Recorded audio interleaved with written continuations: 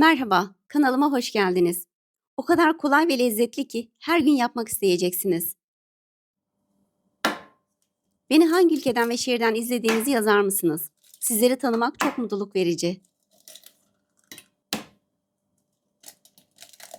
4 yumurta, 1 çay kaşığı tuz. Güzelce karıştıralım.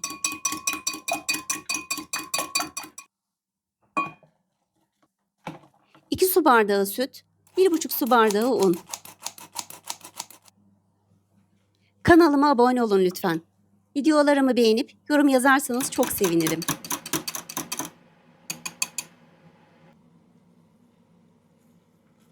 Bir yemek kaşığı tereyağı ekleyelim ve tekrar karıştıralım.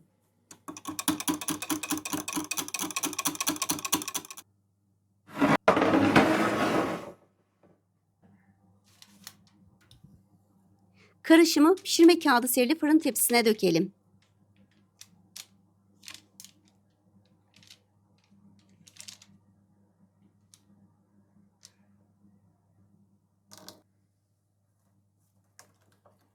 Üzerine taze soğan ve kekik serpelim.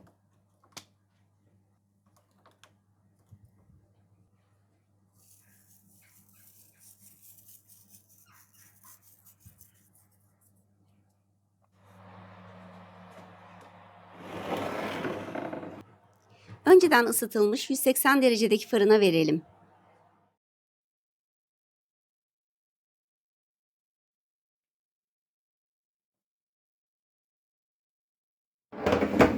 Benim fırınımda yaklaşık 20-25 dakikada pişti. Gördüğünüz gibi çok güzel kabardı ve kızardı. Çok da lezzetli görünüyor.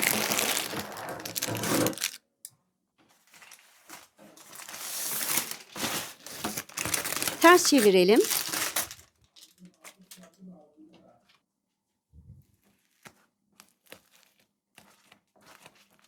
Ben labne peynir sürüyorum. Sizler dilerseniz krem peynir, füme et veya tatlı ürünler kullanabilirsiniz.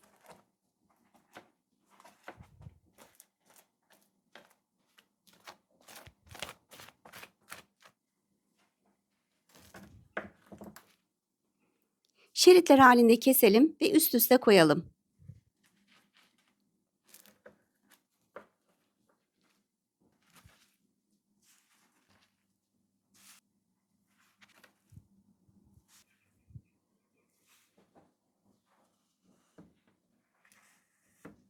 Kürdan saplayalım ve keselim.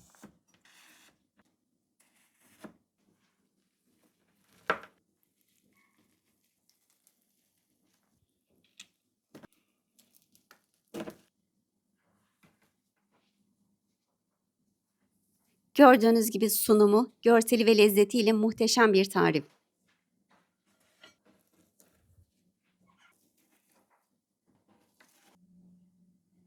Yapmanızı tavsiye ediyorum. Afiyet olsun.